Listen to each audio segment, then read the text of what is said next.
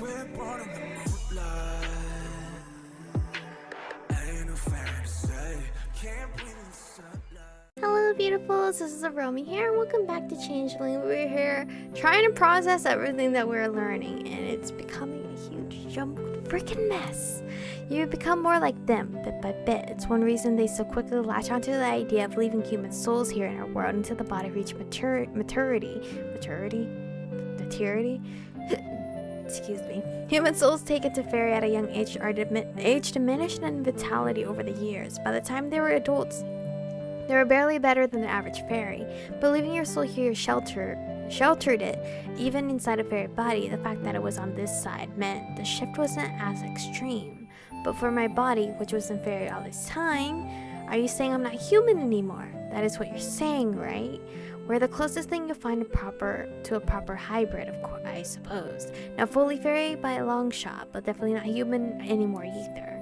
I wasn't sure how I thought about that, really. I mean, I thought I was Fae all this time. Anyway, so kind of felt like not much have even changed.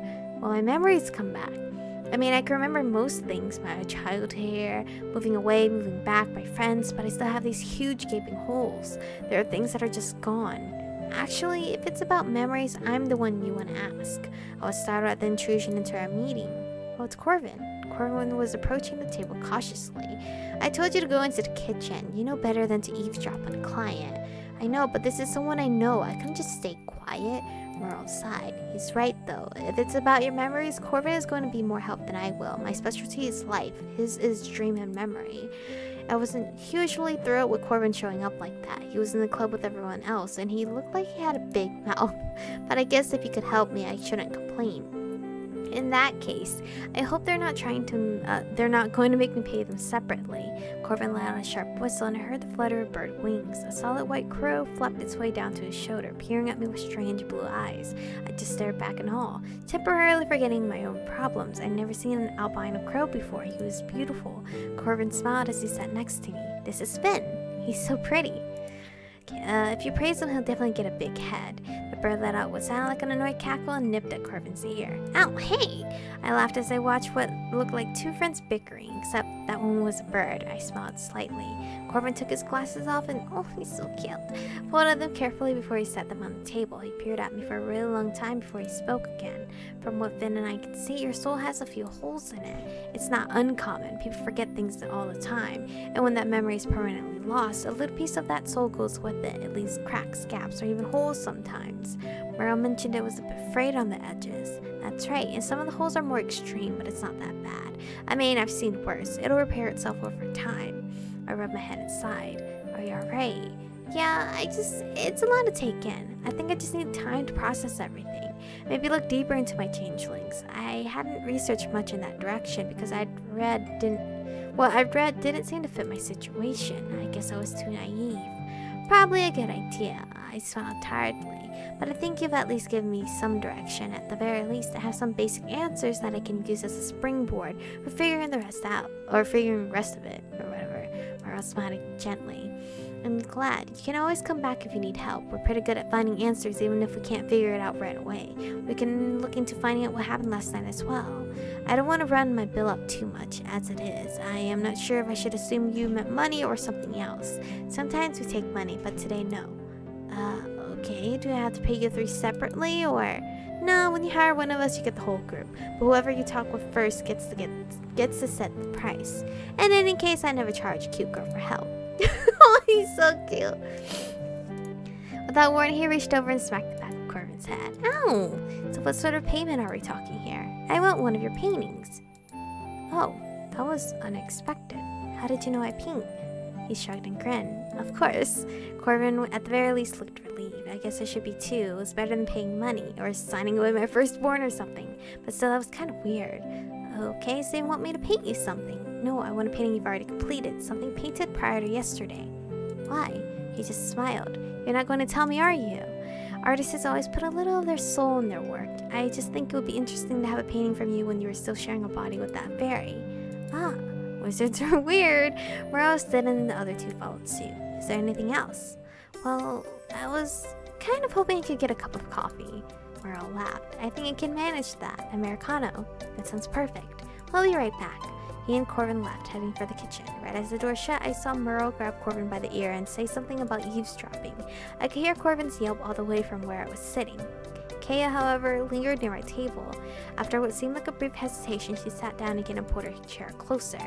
I was with the Fae for a long time, and they never once even hinted how to break a Changeling contract. With one like yours, one where you made a deal, I can't even imagine how it would be possible without some sort of magic. If you ever remember, will you tell me? Of course I will. Why would I say, do I get something in return? What the fuck? Of course I will. Definitely. I mean, she's helped me. This is my payment for her. Kaya smiled slightly. For free? I blinked in surprise. Well, yeah. I mean, I wouldn't even know what to ask for in return. She smiled instead. Well, I guess there's still a fair bit of human in there then. Fairies love their secrets, and they never give anything away for free. I made a face. They may have held me hostage for a few years, but that doesn't make me one of them. Let me know if you remember anything. I will. She returned to the front of the shop, and I found myself really wondering what her story was. I had a feeling she wouldn't even tell me even if I asked. I sighed as I thought about everything they told me. How should I react to all this information? It was sort of like finding out my entire life was a lie, except that it wasn't. It was still my life. It was just that part of me was the lie, but not anymore. What did that mean for my life until this point? I didn't even know. I felt that I needed to sit down and start making pie charts and line graphs to figure it all out. You are Michiko, correct? Who the fuck? Excuse me. Excuse me. What are you doing here? What the fuck? I yelped loudly at the unexpected voice and nearly did a panicked and very not graceful backflip out of my chair while frantically flailing fake karate moves, however it was that just interrupted my existential crisis.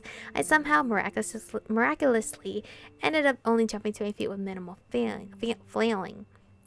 I stared at the woman in front of me, wondering where her face was familiar. Studying her with narrowed eyes, I tried to work out where I knew her from. She was staring back at me with those odd gray eyes. Oh, right. Danny and I had run into her on our way home from our date. What was her name again? Rennie? Rachel? That man was with her too, the angry one that had fought with Danny. Maybe we joined you. I really didn't want them to. I had a feeling they weren't here for friendly chat. I wasn't sure what to do. What do you want? Is that rude? I don't mind. Actually, I prefer that you didn't. What do you want? I made absolutely no pretenses. I knew they weren't here for pleasure conversation. Not after our last interaction. I didn't remember all of it, but I remember I didn't really like it. Frankly, they were kind of showing up at an inconvenient time. I didn't have the emotional fortitude to be polite at the moment. What do you want? Rachel lifted an eyebrow at the question, but just calmly sat up opposite where I was standing. Not that I'd invited her to sit. Clearly, that didn't especially matter to her. I stood tensely behind my chair, making no move to sit as well. I'm actually a bit busy at the moment, having an important meeting. There's no one else here. Everyone left several minutes ago. It appears your meeting is over. Ugh, were they watching? They're going to be back. I won't be long. I apologize for disturbing your meeting, but I wish to speak with you. About Danny, I assume. There isn't much else I'd be interested in speaking with you about, is there? Good thing I wasn't kind to her then. I crossed my arms in front of my chest, mostly to hide that my hands were shaking, and gazed down at her. I guess not. I heard that you had an altercation with those two strays last night. Strays? Altercation? She means Sean and Derek. They were the only werewolves I knew, but I didn't think I had met up with them last night. Danny hadn't mentioned that. I hope they didn't harm you in any way. I'm fine, as you can see. That wasn't untrue despite that. I really didn't know what she was talking about. And please, they've caused enough of a disturbance in our community with dragging the Fae into our affairs as well. I wasn't sure what to do. I could ask her what she was talking about, but letting on that memories were a bit scrambled didn't seem like a good idea. Not with these two. It would probably be best to just play along. There's no need to worry. Anything they do is their own choice. It has nothing to do with you. I'm sure it seems that way to you, but the situation is not that simple. When one of us makes an enemy out of the community, it affects all of us. At any rate, we don't condone their making a direct move against you. Those two have been trying to isolate Daniel for some time now. I suppose your friendship with him got in their way. You're not that different from them. You've been bugging him to join your own group. Your group as well, from what I understand. We did not attack an injured girl in the woods, and our bugging him is for his protection and benefit, unlike those two, who simply wish to use him for their own gain. Injured? But I don't have any injuries on me. I didn't last night either. But then there's also the whole body swap thing that had happened. What on earth? Because you already somewhat know the situation, I will be upfront with you. Daniel, Sean, and Derek are in danger, as are all unconnected werewolves in the area. Then why don't you let the ones who want to join your clan in and leave the others alone? We don't want the others, particularly the ex-hunter. That rings a bell for some reason, but we will be willing to extend an olive branch if Daniel were to speak for them. I don't see what this has to do with me. Danny made it pretty clear he doesn't want to join you guys. It doesn't have anything to do with you, but you are Daniel's friend. It was my hope that you could speak with him on my behalf since he is unwilling to speak with me directly. You want him to join you for his protection? This was all familiar, but pieces were missing. It was maddening to only be able to grasp bits and pieces of what she was saying. Loners are often targeted by others, by clans who don't wish to share territory, by hunters. We don't live easy lives We don't live easy lives, and your human organizations only care about human problems, so we protect our own, and Daniel is one of us. I don't get why you're so focused on him when there are other loners in the area as well. Normally, I would say that's none of your business, but in the spirit of being open, I'll explain. Our clans are large, and they often clash with others. For the sake of maintaining peace in our communities, we require firm leaders capable of making wise decisions, people who can compromise and understand the needs of others, people who can bring others together. Daniel has all these qualities. He's level-headed, compassionate. He's already demonstrated a willingness and ability to find solutions to problems and help others of his kind. You talk about him like he's some kind of savior. Not a savior, though you might be shocked to learn there are figures like that who exist, for us, for others, even for your kind. I know he's an amazing person, but you seem awfully fixated on him when I know there are other werewolves around that you don't seem so interested in. The gap between the old and the young in our clan is quite extreme. Many of the younger warriors are like Daniel. They chose to stay on their own, refuse to join clans, fail to see the value. In fact, our clan has been declining for several years because of this, losing territory to other clans, the hunters, which are a problem the likes of you don't have to worry about. I strongly suspect Danny could help us reverse this decline by drawing in more warriors of the younger generation. And he's in the unique position of being on good terms with your management agency as well, which is something quite rare for our kind and useful. So you just want to use him too, for your own gain. Rachel slammed her hands on the table, her eyes flashing. And his. He could rise to any position in our clan. He belongs with us. He's not one of your kind anymore. He's better. He is one of us. What if Daniel decides one day, but like, yeah, you know what? Now that I'm thinking about it, I'm gonna make my own clan, even though it's a lot of trouble. So it was just some sort of elitism. Now wanting him to mingle with other people because they thought he was superior. You are his friend. If you care for him and what was truly best for him, you'll convince him to make the right decision regarding our clan. Nah, fam. I would just tell Danny, hey, you're a great guy. You will be a great leader. You should be a leader if you want, of course, not gonna force you to do what you don't want. I think Danny is the only one who knows what the right decision for him is. I can't, and won't try to convince him on your behalf. Are you sure you're not simply reluctant to help us for selfish reasons? Well, that would definitely make me no different than you. Wow.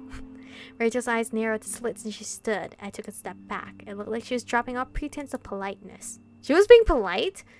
He is one of us. Did he ask me? No, many of us didn't. But it's what we are. Someone like you wouldn't understand. I was already done with this conversation. I think the one who doesn't understand him is you.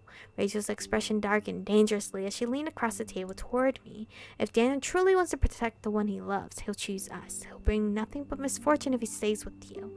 I think if you would all just leave him alone, there would be a lot less misfortune in his life. And mine, apparently. I believe that if you continue to cling to him, you'll find that your misfortune will only increase greatly. Bro, what more do I have to lose? I already lost my face side of me. Lost a bunch of ass memory. The only thing I'm gonna lose now at this point is if they take Danny by force or if I somehow just die. Are you threatening me? If that's how you wish to see it. Suddenly, Corvin and Merle were there, stepping between me and the two werewolves. Thank goodness. Is everything alright here? Yes. No, it's not. Merle looked at Rachel, then at Liam. He smiled pleasantly. I'm sorry, but I'm afraid if you continue to disturb our customers, I had to ask you to leave. We'll leave when we're ready. If you refuse to cooperate, I will, of course, be required to use force. Is that a threat, wizard? Might I remind you that the moment you stepped through that door, you stepped into our domain. If you cause trouble here, I won't be responsible for what happens to you. What do you think one scrawny healer can do? I'm hardly just a healer, and he isn't the only wizard at this establishment. Whoa. Corbin had a backbone. That was surprising. He nodded toward the kitchen where several unfamiliar men were peering out the door. Kaya was also leaning on the counter, arms crossed. I looked between them all, really hoping I wasn't about to see a wizard versus werewolves showdown. Okay, I kind of do want to see that, just not when I'm in the middle of it. Rachel seemed loath to pick a fight with them, though, so she backed down quite quickly. Liam, let's go. The two of them retreated, but Rachel stopped just inside the door. Remember what we said, Miss Melody? They left quickly. I watched them retreat down the sidewalk without as much as a glance back. Merle handed me the coffee he was carrying. I wrapped my shaking hands around the paper cup, grateful for the warmth. Thanks for that. No need to thank me. While you're in the shop, you're our customer. Of course, we won't let anyone harass you. Good to know that if I was outside, I had been on my own. That's totally not what I meant. You know that. I gave him a shaky smile. I definitely hope not. I might not be able to come back if you were that kind to let them beat me up on the street without intervening. We try to stay neutral, but not that neutral. I took a deep breath. So about the painting, you can give it to Corbin at school, or you can come by and drop it off when you've chosen one. Alright, I'll do that. Thank you. It's what we're here for. Are you going to be okay? If there's anything else, we can call someone to pick you up if you need. I think I'll be fine. I drove myself, so it'll be okay. Don't worry about me. I said goodbye and quickly left the shop with my free coffee.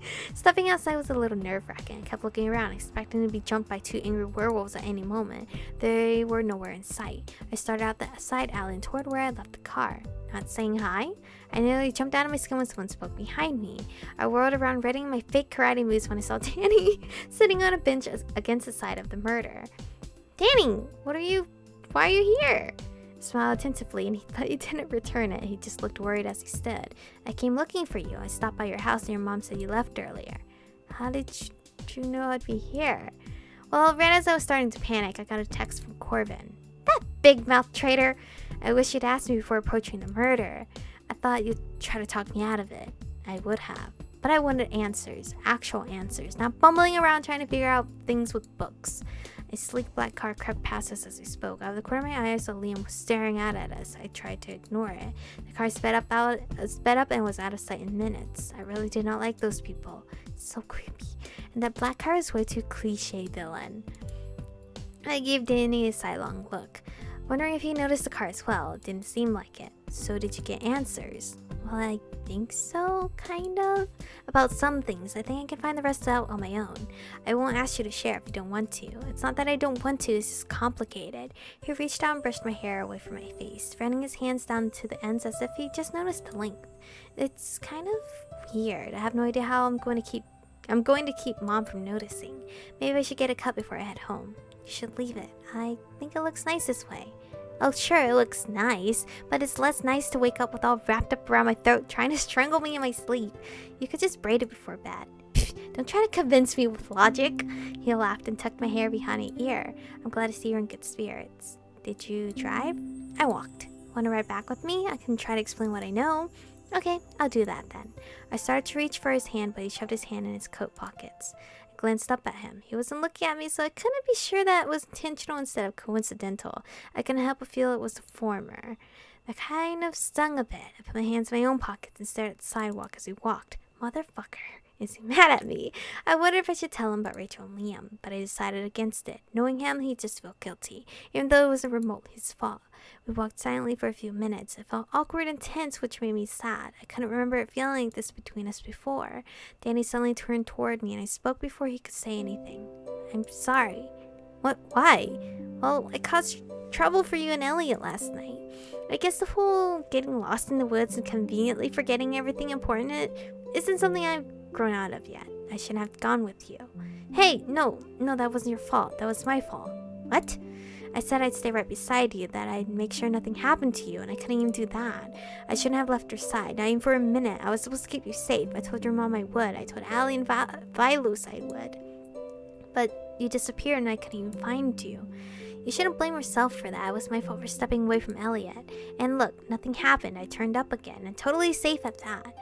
But what if you hadn't? We don't even know what happened to you during those hours you were missing. I shifted uncomfortably, remembering what Rachel had said about an altercation with the strays, but I couldn't tell him that. I didn't remember anything about it, and for all I knew, Rachel was lying. But Why would she lie about that? There was something I wanted to ask you. Okay. What were Rachel and Liam doing at the murder? Your girl's overtime again. So we're gonna find out in the next episode, alright? Danny, very sorry. You're gonna have to find out in the next episode what happened, okay? Anyway, thank you guys for watching today's episode. Stay beautiful, and I'll see you guys in the next one.